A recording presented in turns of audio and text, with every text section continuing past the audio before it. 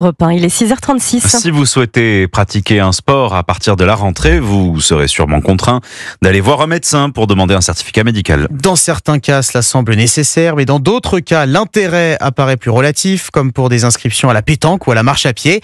Le Collège de la médecine générale évalue à 2 millions le nombre de consultations inutiles de ce type. Pour Europe 1, Guillaume Dreschler a pu rencontrer un généraliste charentais qui fait part de son ras-le-bol à l'approche de la rentrée.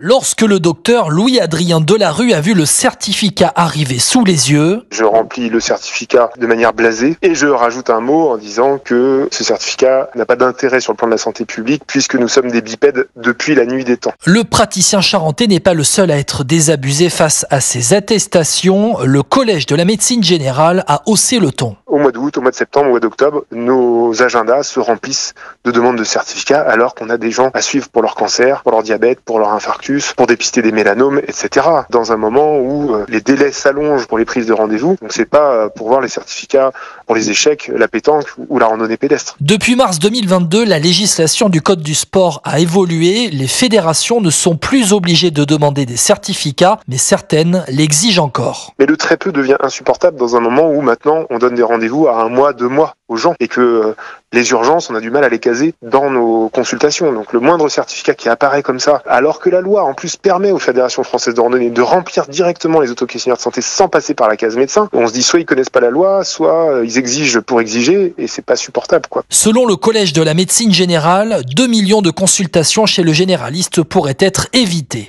Guillaume Dreschler.